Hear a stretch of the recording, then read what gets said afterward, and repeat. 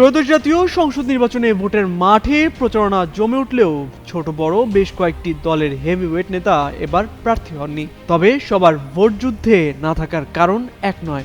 এছাড়া অনেকের বিরুদ্ধে মামলা থাকায় আছেন কারাগারে, কেউ কেউ আবার রয়েছেন আত্মগোপনীয়।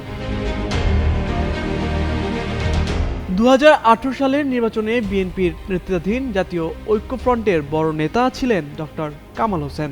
বার্ধক্যজনিত কারণে এবারের নির্বাচনে অংশ নেননি তিনি। তার নেতৃত্বাধীন দল গণফোরামের 19 জন প্রার্থী নির্বাচনে অংশ নিলেও দলটির ভারপ্রাপ্ত সভাপতি অ্যাডভোকেট সুব্রত চৌধুরী নির্বাচনে নেই। ভবিষ্যৎ হোক নিরাপদ, বিনিয়োগ হোক বিশ্বস্ত, আর আমার পছন্দ সল্ট বে। ওয়েলকাম টু সল্ট বে। আওয়ামী লীগ সরকারের আমলে মন্ত্রী ছিলেন সাম্যবাদী দলের সাধারণ সম্পাদক দিলীপ বড়ুয়া।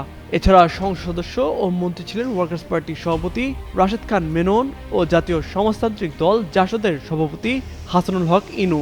এই তিনজনের কেউই এবার ভোটের মাঠে নেই। গণ অভ্যুত্থানের পর একাধিক হত্যা মামলায় কারাগারে আছেন ইনু ও মেনন। বাংলাদেশের রাজনীতিতে সবসময়ই বিবৃতি ও বক্তৃতায় মাঠ কাঁপাতেন বাংলাদেশ লিবারেল ডেমোক্রেটিক পার্টির প্রেসিডেন্ট অবসরপ্রাপ্ত কর্নেল অলি আহমেদ। এবার তিনি মাঠে না থাকলেও জামায়াতের নেতৃত্বাধীন 10 দলীয় জোটের সমর্থন নিয়ে নির্বাচনে চট্টগ্রাম 14 আসনে প্রার্থী হয়েছেন তার ছেলে অধ্যাপক ওমর ফারুক। 2018 সালের নির্বাচনের পর সংসদের বিরোধী দলীয় নেতা ছিলেন রওশন এরশাদ। শেখ হাসিনার আমলে জিএম কাদেরের সঙ্গে বিরোধ ও জাতীয় পার্টির ভিন্ন একটা অংশের নেতা হওয়ার পর কিছুদিন তৎপর থাকলেও এখন তিনি রাজনীতিতে পুরোপুরি নিষ্ক্রিয়। আসন্ন নির্বাচনে মাঠে রয়েছেন ধর্মভিত্তিক দ্বিতীয় বৃহত্তম দল ইসলামী আন্দোলন বাংলাদেশ। তবে দলটির আমির ও চরমনাই পীর মুফতি সৈয়দ মোহাম্মদ রেজাউল করিম নির্বাচনে অংশ নেননি।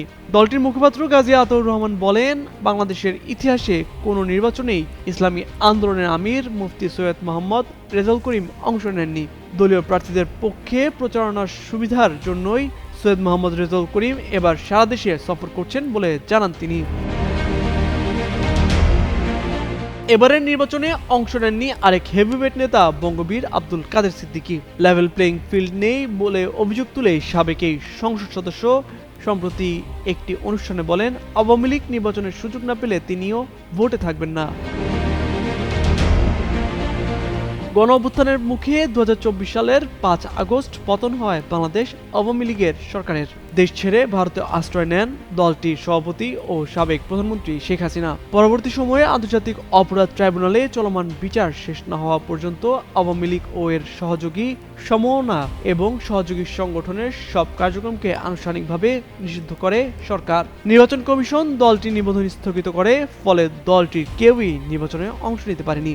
আওয়ামী লীগের নেতৃত্বাধীন 14 দলীয় জোটের শরিকরাও নেই এবারের নির্বাচনে। তামজিদ মির্জা, যুগান্তর নিউজ।